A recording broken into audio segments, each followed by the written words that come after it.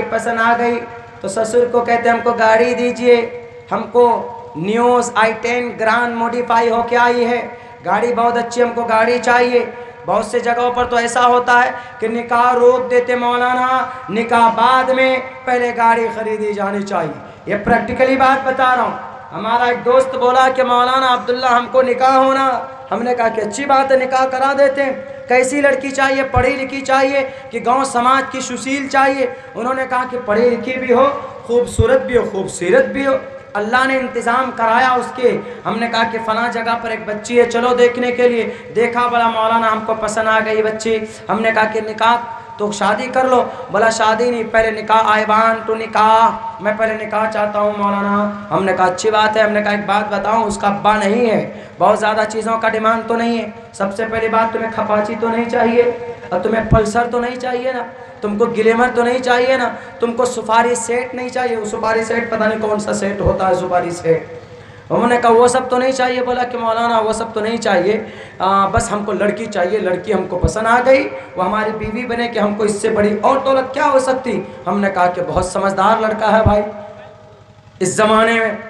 बोला निकाह की तारीख तय करें। हमने कहा कि फ़लाँ तारीख को रख लो 2 बजे।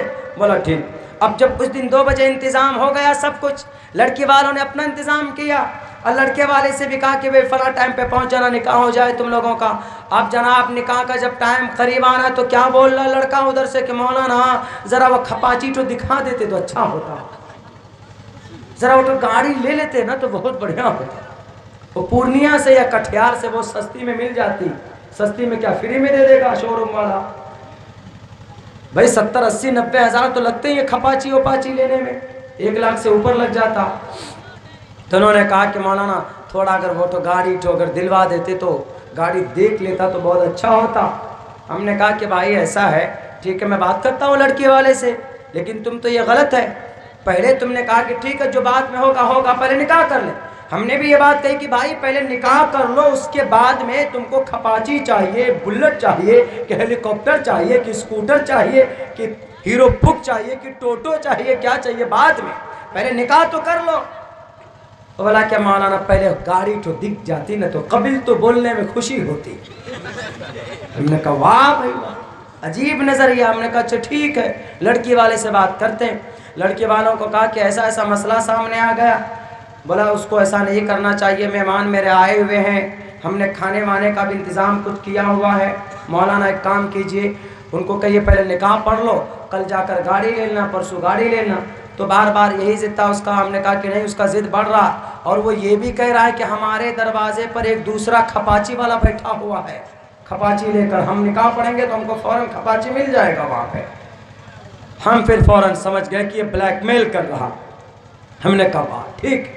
हमने कहा ठीक है एक काम करो, 2 बजे के बजाय शाम को 7, 6, 7 बजे का टाइम रखो निकाह। बोला कोई बात नहीं, हम तैयार हैं मौलाना। अब देखिए खपाची की क्या ललक होती, अपाची की क्या ललक होती। 7 बजे का टाइम फिक्स हुआ।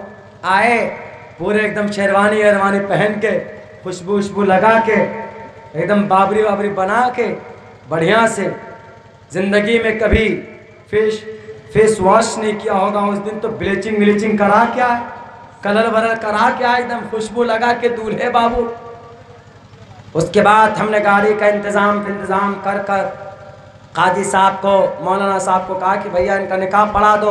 सब कुछ फिलअप करने के बाद काजी साहब ने जब निकाह पढ़ाना शुरू किया, कहा कि मौलाना निकाह पढ़ा दे। तो हमने कहा बिल्कुल एकदम निकाह पढ़ाइए। अब उन्होंने बोलना शुरू कर दिया कि निसार साहब आपकी इतनी मेहर है और ये जो भी सिस्टम है सबके सामने में, ये आपका निकाह मैं इससे पढ़ाना चाहता हूँ।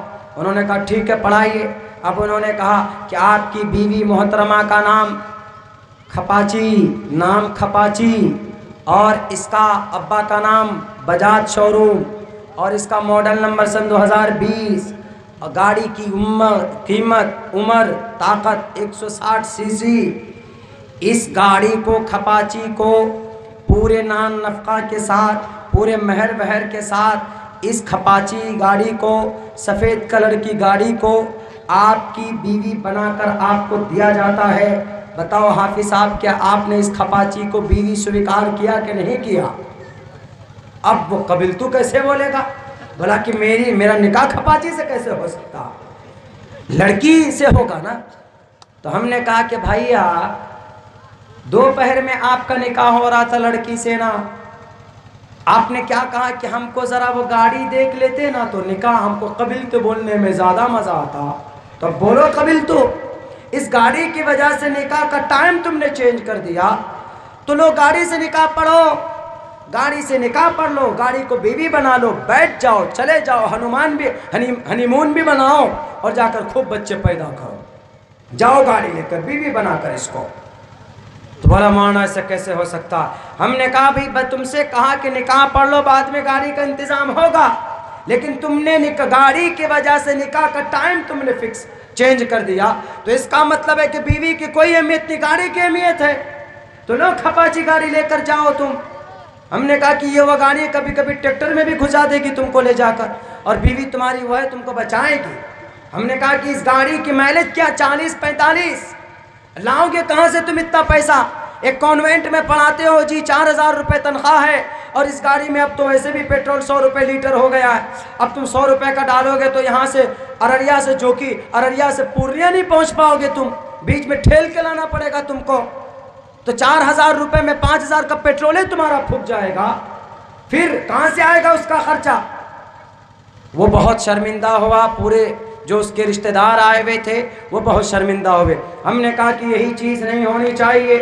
इन्हीं खुराफात की वजह से, इन्हीं चीज़ों की वजह से आज आयशा जैसी बहनें खुदकुशी कर लेती हैं, आज साइमा जैसी बहनें खुदकुशी कर लेती हैं, आज गुलनाज जैसी बहनें खुदकुशी कर लेती हैं। हमारे नौजवानों, हमारे साथियों, मैं आप लोगों से यही गुजारिश करूँगा, मैं आप लोगों से यही इल्तिजा करूँगा कि कुछ भी हो खुदारा अपने जहेज़ को अपने समाज से निकालो, अपने अंदर इनक़िलाब पैदा करो, और अपनी शरीयत को बचाने के लिए, कुरान के ऊपर लगे हुए इरिगेशंस को दूर करने के लिए तालीमात को, नॉलेज को हासिल करो। इंशाअल्लाह अगर हमने तालीमात के फील्ड को अपनाया, एजुकेशन के फील्ड को अपनाया, तो हम वसीम रिजवी को भी बता सकते हैं कि वसीम रिजवी तुम्हारे PIL दाखिल करने से हमारे कुरान को कोई नहीं बदल सकता।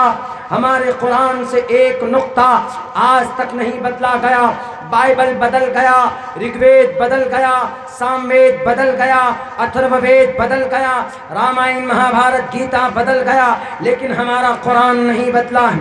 तौरेत के अंदर तब्दीली हुई, बाइबल में तब्दीली हुई, पूरी दुनिया जानती है, उन किताबों के अंदर तब्दीली हो गई, लेकिन सिर्फ दुनिया की एक किताब है कुरान करीम, इसके अंदर